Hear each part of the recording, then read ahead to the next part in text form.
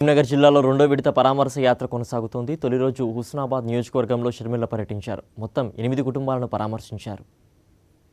మహానేత మాజీ ముఖ్యమంత్రి వైఎస్ రాజశేఖర్ రెడ్డి అకాల మరణాన్ని తట్టుకోలేక కరీంనగర్ జిల్లా హుస్నాబాద్ నియోజకవర్గ పరిధిలో మృతి చెందిన కుటుంబాలను ఆయన కుమార్తె వైఎస్ఆర్ కాంగ్రెస్ పార్టీ అధినేత వైఎస్ జగన్ సోదరి షర్మిల పరామర్శించారు. రెండో విడత పరామర్శ యాత్రలో భాగంగా లోటస్ పాండ్ నుంచి కరీంనగర్ జిల్లాకు చేరుకున్న షర్మిలకు తోటపల్లి వద్ద జిల్లా పార్టీ నేతలు, మహిళల నుంచి షర్మిలకు ఘన స్వాగతం లభించింది.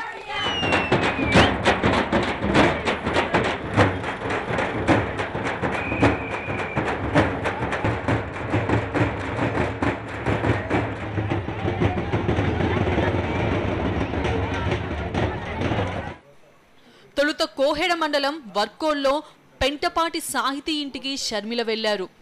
వైఎస్ఆర్ హఠాత్ మరణాన్ని తట్టుకోలేక చనిపోయిన చిన్నారి సాహితీ కుటుంబ సభ్యులను పరామర్శించారు. అనంతరం ఇదే మండలం కూరెళ్లలో ల్యాగల లక్ష్మారెడ్డి కుటుంబాన్ని వైఎస్ తనయ పరామర్శించారు.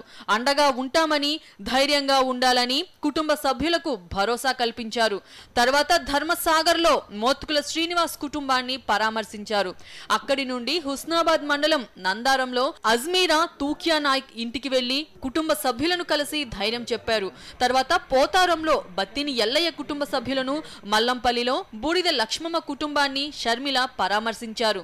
అనంతరం భీమదేవరపల్లి మండలం కొత్తపల్లిలో వేల్పుల ప్రభాకర్ కుటుంబాన్ని, ఎల్కతుర్తి మండలం దామెలలో జక్కుల సులోచన కుటుంబాన్ని మహానేత తనయ పరామర్శించారు. కుటుంబ పరిస్థితులను అడిగి తెలుసుకున్నారు.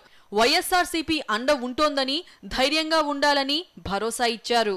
పర్యటనలో భాగంగా హుస్నాబాద్ లో జరిగిన రోడ్ షోలో ప్రజానీకాన్ని ఉద్దేశించి షర్మిల ప్రసంగించారు. 6 సంవత్సరాలు అయిపోయిన ఈ రోజు వరకు రాజశేఖర రెడ్డి గారు మీ గుండెల్లో రాజన్నగా బ్రతికే ఉన్నారు అంటే అది సామాన్యమైన విషయం కాదు. రాజశేఖర రెడ్డి గారికి మరణం లేదు. రాజశేఖర రెడ్డి గారు ఎప్పటికీ చనిపోరు.